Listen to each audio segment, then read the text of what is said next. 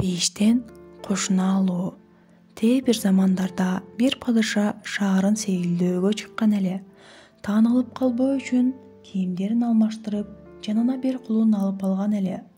Калкынын бийлик жөнүндөгү оюн билүү ал үчүн кызык болчу.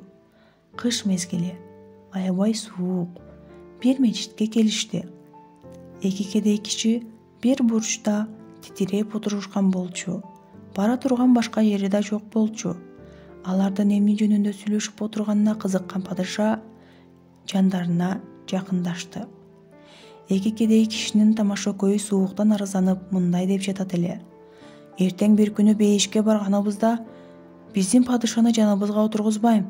Бейиштин дубалына жакындашканын көрсөм, бут кийимими чыгарып атып турам. Беркинеси кызыгып сурады. Аны эмне үчүн бейишке киргизбейт экенсиң? Киргизбейм. Биз бул жерде сууктан тоңуп отурсак, ал отурсун ысык сарайында. Биздин абалыбыздан кабардар болбосо, анан дагы бейиште мага кошуна болсун.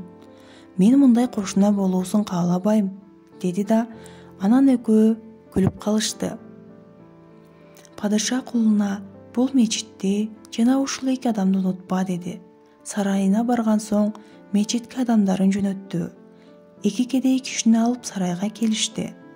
Байкуштар башыбызга эмне келе элекин деп коркуп отурушту. Аларды баардык нерсеси бар, жылуу жумшак бөлмөгө жайгаштырышты. Ушул жерде жеп, ичип жаткыла. Падышага дуба кылгыла. Падыша жакшы ниеттүү экендигин ушинтип көрсөттү.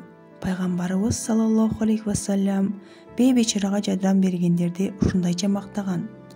Bir момунду дүйнө түшүктөрүнөн куткарганды Аллах акырет түшүктөрүнөн куткарат.